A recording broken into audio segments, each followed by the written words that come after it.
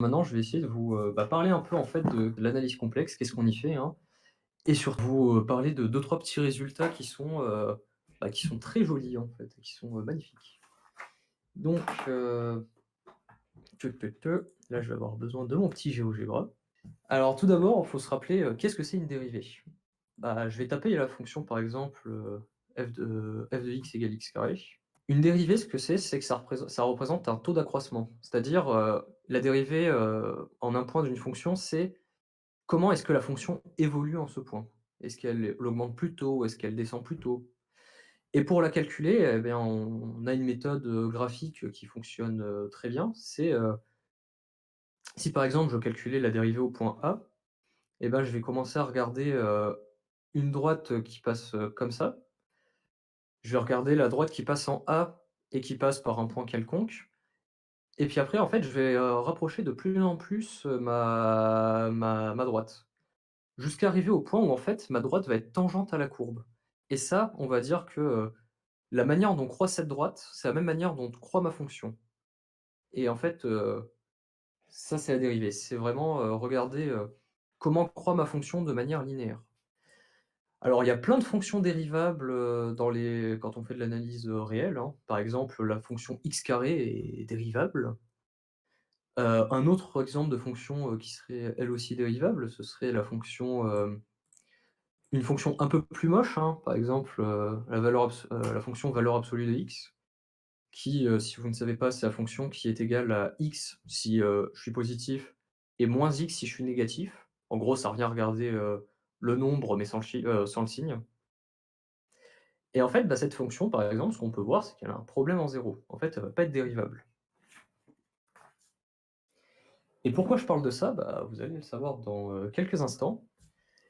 Mais avant, l'idée, c'est que, l'idée des fonctions complexes, c'est, j'ai une fonction, d'une variable complexe. Est-ce que je pourrais pas, faire, ce même genre de choses? C'est-à-dire essayer de regarder comment, ma fonction complexe, en tant que droite, enfin en tant que fonction, comment est-ce qu'elle évolue en un point? Est-ce qu'elle augmente? Est-ce qu'elle diminue?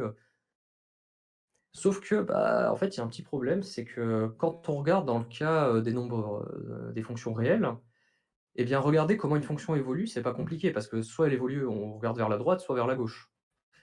Et que, si je reprends ma brave fonction x carré de tout à l'heure, je peux voir que, si je regarde je vais remettre la droite. Si je regarde ma droite, je peux soit approcher ma droite par la gauche, enfin par la droite, soit je l'approche par la gauche pour pouvoir être tangent. Et le problème, c'est qu'avec les nombres complexes, en fait, on peut arriver par plein d'endroits différents. Je peux approcher par en haut, par en bas, par la droite, par la gauche, par, un angle de, 73°. Enfin, il y a pas une manière privilégiée en fait, d'approcher cette fonction, d'une fonction complexe. Et c'est que ça fait qu'en fait déjà la définition d'une dérivée au sens complexe, elle va être un peu plus restrictive. Parce qu'on doit, avoir, la même dérivée, quelle que soit la manière dont on s'approche. C'est-à-dire on doit évoluer de la même manière, quel que soit l'endroit vers lequel on se dirige. Et en fait, c'est la seule chose en soi qui existe pour les nombres complexes, hein. Avec le fait qu'on ait aussi une relation algébrique, donc le fait qu'en fait, on ait i carré qui est égal à -1 et juste, ces 2 petits détails-là, contrairement par exemple à l'analyse réelle, ça fait que toute la théorie des fonctions, complexes est complètement différente. Elle est à des années-lumière et en fait, c'est une théorie qui est beaucoup plus rigide parce on impose que ce soit, dérivable suivant toutes les directions et qu'en plus de ça, on ait, une relation algébrique qui existe avec les nombres complexes. Et tout ça, en fait, ça fait que, les fonctions, dérivables au sens complexe, il y en a pas beaucoup. Un exemple tout simple, si je regarde la fonction, et alors est-ce que ça t'interprète cette histoire de dérivée complexe géométriquement? Alors je vais y répondre tout de suite parce que c'est un peu intéressant. C'est un peu compliqué parce que si tu voudrais en fait, l'avantage des nombres réels, c'est qu'une fonction qui prend un nombre réel et qui sort un nombre réel, tu as juste besoin d'un plan pour la représenter. Alors qu'une fonction complexe qui prend un argument complexe et qui sort un argument complexe, tu as besoin de 4 dimensions pour la dessiner, pour, l'interpréter géométriquement et ça se dessine pas vraiment. Je vous montrerai, 2-3 petites interprétations qu'on peut faire, de manière visuelle, mais, de manière générale, on peut pas facilement se la représenter. Donc, un petit exemple de fonction qui est très simple et qui en fait n'est pas dérivable au sens complexe, c'est la fonction qui a un élément complexe z renvoie, le conjugué de z, donc, z bar. Mais en fait cette fonction, si on la regarde, comme une fonction, on va dire, réelle à 2 variables, bah, elle va être, dérivable par rapport à ces 2 variables, il y a pas de problème. Par contre, si je la regarde comme une fonction complexe, donc, comme une fonction complexe et bah, là, elle n'est pas dérivable au sens complexe. La fonction, conjuguée n'est pas dérivable au sens complexe. C'est un petit argument en fait, c'est le fait que, bah, selon comment on s'approche, d'un nombre pour, calculer la dérivée et bah, on va, soit être négatif, soit être positif et il va y avoir un bug en fait. Il va y avoir un petit gag à un endroit et ça va pas fonctionner. En fait, alors pour mettre un peu de vocabulaire, on appelle les fonctions qui sont dérivables au sens complexe, on les appelle des fonctions holomorphes. J'ai essayé de chercher pourquoi on disait holomorphe, je l'ai pas trouvé. Si un ingénieur du chat, le sait, je suis preneur. Mais voilà. Donc, les fonctions, complexes, les fonctions, dérivables au sens complexe, les fonctions holomorphes, c'est toute une classe de fonctions qui du coup, sont, bah, en fait, sont très rigides. Pourquoi en fait j'utilise ce mot rigidité depuis tout à l'heure? Bah, c'est parce que, un des premiers résultats qu'on montre, sur les fonctions, complexes, c'est qu'une fonction, une fonction, holomorphe, ça répond nécessairement en fait à une certaine équation et en fait on a une fonction holomorphe si et seulement si on répond à cette équation. Cette équation, elle s'appelle l'équation de Cauchy-Riemann. Elle, elle relie, en fait, la partie réelle de ma fonction et la partie imaginaire et en fait, bah, c'est une condition, nécessaire et suffisante pour être, holomorphe. Alors, dérive from the way follows meaning until OK. Holo en grec, ça veut dire total ou entier. OK, je comprends. Bonjour à ceux qui nous D'accord, bon, bah rejoignent. et ouais, bonjour, bonjour à tout le monde. Donc voilà, déjà ça c'est, ouais, ça a ce sens. Après, en fait, bah, quand on commence à travailler sur les fonctions, holomorphes, on découvre, plein de choses qui se passent pas du tout de la même façon que dans le cas, réel, par exemple et c'est incroyable. Un exemple tout con. Vous voyez, l'exemple de ma fonction, non, c'était pas cet exemple-là que je voulais. Vous savez qu'il existe des fonctions qui sont, dérivables une fois, mais pas dérivables 2 fois. Donc, par exemple, c'est une fonction, qui peut, par exemple, la valeur absolue, de x². Ou, enfin non, ça c'est, le plus mauvais exemple possible. Bon, il existe des fonctions qui sont dérivables une fois, mais pas 2, qui par exemple vont avoir un pic à un endroit ou quoi. Et bah, dans le monde complexe, ça existe pas. Ouais, voilà, x² sinus 1 sur x, sinus 1 sur x. Ou, en fait, on peut tous les construire comme ça. Si je veux une fonction qui est, dérivable 2 fois mais pas 3, x³ sinus 1 sur x. Bref et en fait, bah,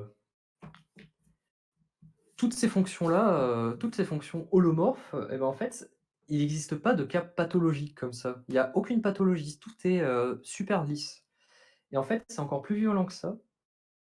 C'est que, si une fonction, holomorphe est dérivable une fois, et bah, en fait, elle va être dérivable une infinité de fois automatiquement.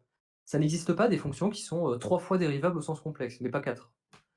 C'est il y a si on a un chouïa de régularité, on en a énormément et dans C, tout est beau, c'est ça et en fait, bah, d'où ça vient cette chose? Bah, de manière un peu profonde, ça vient du fait, alors ça vient bon, je vais pas vous faire, un coup je suis pas là pour faire un cours d'analyse complexe, Mais ça vient d'un autre résultat qui est, très beau. C'est ce qui s'appelle, c'est ce qui s'appelle quand en fait, la une fonction, holomorphe, elle est analytique. C'est-à-dire qu'en chacun de ces points, au lieu de regarder une fonction, par exemple, sinus qui va être une fonction un peu bizarre, en fait, je peux juste regarder, ma fonction, autour d'un point comme étant une somme infinie. Et en fait, juste ce détail, ça fait que, ta fonction va être, forcément, infiniment dérivable. Bon, c'est pas exactement le c'est un peu plus complexe que ça, bien sûr, hein, mais, l'idée est là, en fait, hein. C'est vraiment que, les fonctions holomorphes, c'est exactement des fonctions qui, peuvent s'écrire comme des sommes infinies, au localement autour d'un point. Un exemple type de fonction du genre, hein, c'est par exemple l'exponentielle. Donc l'exponentielle, ça elle peut s'écrire en fait comme étant la somme enfin, exponentielle de x peut s'écrire comme la somme des x puissance n sur n factoriel. Et ce qui en fait, ça, c'est une des choses qui fait que l'exponentielle a énormément de régularité et qu'elle a plein de propriétés très sympathiques. Parce qu'on peut l'écrire en termes de somme.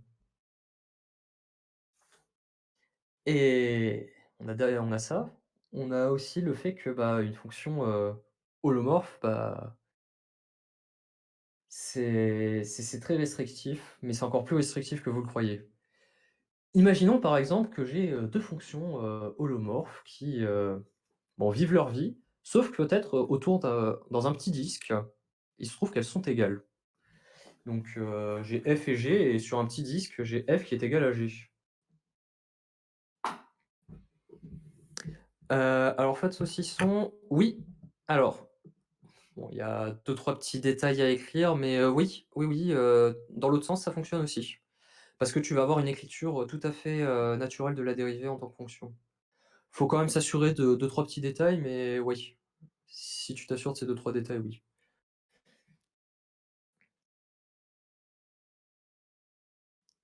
Par exemple, tu peux, en fait, ce qu'il faudra, c'est, avoir de la convergence. C'est de la convergence entre c'est avoir la convergence, absolue de ta somme. Et par exemple, c'est comme ça que tu montres que, la fonction zeta de Riemann, qui est égale à la somme des 1 sur n à la puissance quelque chose, bah, ça va être une fonction holomorphe pour peu que ma puissance a une partie réelle strictement plus grande que 1. Et c'est exactement bon, c'est un argument de somme, hein, de convergence absolue de somme, mais sinon, ouais, exactement. Et donc pour revenir à ce que je disais, si je considère 2 fonctions, holomorphes qui vivent leur vie sauf autour d'un disque où en fait elles sont égales dans ce disque, bah, en fait, ces fonctions, il y a pas beaucoup de choix. En fait, elles sont égales partout. C'est-à-dire que si j'ai 2 fonctions qui sont égales sur un tout petit disque aussi petit que je le veux, et ben, en fait, elles sont égales partout. Et ça, convergence uniforme, oui. Désolé, je parle un peu vite et je n'ai pas l'habitude du live. Et ouais. Et ouais, à chaque fois, si tu as 2 fonctions qui sont égales sur un tout petit ouvert, donc un petit disque, elles sont égales partout. Et ça, c'est ce qui s'appelle le principe de prolongement analytique. Et ça donne des théorèmes très puissants aussi sur les fonctions holomorphes. Une conséquence directe de ça et qui est, très, très, très utile, c'est le fait que, si on commence à regarder l'endroit où une fonction holomorphe s'annule, et bah, en fait, cette fonction holomorphe, si je regarde ces zéros, ils peuvent pas être trop bizarres. C'est-à-dire, par exemple, je peux pas avoir un disque sur lequel ma fonction s'annule. Parce que si elle s'annulait sur un disque, ça voudrait dire qu'elle serait nulle partout. Donc en fait, ça a une propriété qui s'appelle le principe des zéros isolés qui dit que ta fonction complexe, elle peut seulement avoir des zéros qui sont, plutôt éloignés les uns des autres. Il peut pas y avoir une concentration de zéros qui se trouvent tous au même endroit. Ils sont quand même un petit peu espacés. Autour d'un zéro, il y a de l'espace. Il y a de l'espace où il n'y a aucun zéro ou alors un nombre fini. Heu, alors, bah, le truc, c'est que ça va être un peu pareil, sauf que, là où, dans le cas réel, tu peux seulement avoir, mmh, tu peux avoir qu'une information, enfin locale quoi et encore, si tu sais que tu as 2 fonctions qui ont la même dérivée en un point et qui passent par ce même point, tu sais que localement, elles vont peut-être à peu près être de la même, enfin se comporter de la même façon. Alors que dans le cas complexe, tu un résultat vraiment global, quoi. C'est vraiment la force des fonctions holomorphes, c'est que tu peux très facilement passer d'une propriété, ah oui, c'est juste localement et c'est même pas la même dérivée, c'est juste les mêmes valeurs localement, alors on a la même valeur globalement et oui, on a le même résultat pour les polynômes. Par contre, on a un résultat similaire pour peu qu'on commence à chercher des dérivées un peu hautes et c'est cette force aussi qu'il y a qu'ont les fonctions holomorphes. C'est le fait que, tu as des informations qui se trouvent en un certain de manière locale et que tu peux en fait repasser de manière globale et ça c'est magique. Il y a aussi, autre chose, hein, c'est que dans C, si tu as une information asymptotique sur ta fonction, alors asymptotique, ça veut dire à l'infini. Alors je peux avoir une information sur toute ma fonction. Pas qu'est-ce qu'il y a? Et juste, je sais pas si on l'a dit, mais tu peux juste définir C peut-être? Parce qu'il y a peut-être des gens qui nous écoutent et qui savent pas. Oh! C, oui, excusez-moi. Bah, C, c'est le plan complexe. C'est les nombres complexes, donc les nombres de la forme A plus IB, où A et B sont 2 nombres réels et I est le nombre tel que I² est égal -1. Voilà, merci. Je pense que je sais pas, hein, mais on sait jamais. On sait jamais. Non, mais tu as raison parce qu'en plus, je sais pas s'il y a forcément que des, matheux ou des matheuses, sur, ce chat, heu, mais au vu de certaines personnes qui sont venues, avec moi, je ne crois pas. Mais c'est pas grave, vous êtes géniaux. Tout pareil. Et du coup, où j'en étais? Oui, c'est qu'en gros, une fonction, holomorphe, quand on regarde son comportement à l'infini, on peut obtenir des petites infos dessus. Et je pense notamment à un résultat qui est, magnifique, c'est ce qu'il appelle le théorème de Liouville. Imaginons, par exemple, si je suis dans le cas de R. Dans R, je cherche une fonction qui est définie partout sur R et qui soit bornée. Bah, on en connaît plein. On connaît par exemple, f de x égale, sinus de x Et R, ou, c'est les réels. et R, c'est les réels, oui. J'avais dit un petit niveau L1. Si jamais vous avez des questions sur des mots que j'utilise, que vous ne comprenez pas, j'essaye quand même de les expliquer un peu, mais c'est vrai que des fois, je m'en rends pas forcément compte, du coup n'hésitez pas, bon. Donc l'idée c'est, ce que je voulais dire c'est, est-ce qu'il existe des fonctions réelles qui soient bornées et qui soient, bornées, sur tout R? Bah, il en existe plein, oui, par exemple, sinus, cosinus, exponentielle de, 1 sur x ca moins 1 sur x moins 1 sur x carré, voilà. Et ben dans le cas complexe, une fonction, si je voulais chercher une fonction en fait qui est, bornée et qui soit définie sur tout le plan complexe, bah, en fait, il y en a qu'une seule, enfin, il y en a que d'un seul type qui existe, ce sont les fonctions constantes. Et ça, c'est ce qui s'appelle le théorème de Liouville, hein. Le théorème de Liouville, il vous dit que, si une fonction holomorphe est, bornée sur le plan complexe, eh bien, elle est constante. Automatique. Il y a rien à dire, il y a ce qui fait qu'il y a plein de fonctions, auxquelles on pourrait penser, en fait, qui ne sont pas du tout holomorphes sur C. En fait, du moment que vous trouvez une fonction, par exemple, qui va du plan sur les réels et qui est bornée et qui n'est pas constante, et ben, en fait, vous pourrez pas la transformer en une fonction, holomorphe. Et ce qui fait qu'en fait, bah, les fonctions holomorphes, il y en a pas beaucoup. Soit elles sont constantes, soit elles sont obligées de tendre à l'infini en l'infini, si elles sont définies sur tout le plan. Et ça, c'est fort. C'est très fort. C'est très fort parce que, par exemple, une des applications les plus, faciles de ce résultat, c'est, un théorème qui s'appelle le théorème fondamental de l'algèbre, qui dit que, si je prends un polynôme qui n'est pas une constante, qui n'est pas un polynôme de degré 0 on dit, donc c'est-à-dire qui n'est pas juste réduit à une constante, par exemple x² plus x plus 1, x³ plus, 3x moins 2. Bah, ce que dit le théorème fondamental de l'algèbre, c'est que ce nombre, enfin ce polynôme a nécessairement une racine, c'est-à-dire il s'annule au moins une fois dans C, dans le plan complexe. Et en fait, la preuve tient en 2 lignes, hein, en utilisant le théorème de Liouville. C'est un petit raisonnement par l'absurde, hein, si vous ne le connaissez pas, je vous conseille d'y réfléchir, mais c'est magique. Ah, on peut pas les bijecter dans un disque, par exemple. Hem, ah! Bon, je garde ta remarque et j'en Ouais. parlerai à la fin. Parce que c'est il y a un joli résultat. Et si vous avez des remarques un peu plus, générales, n'hésitez pas, on les reprendra juste à la fin. Ouais, ouais.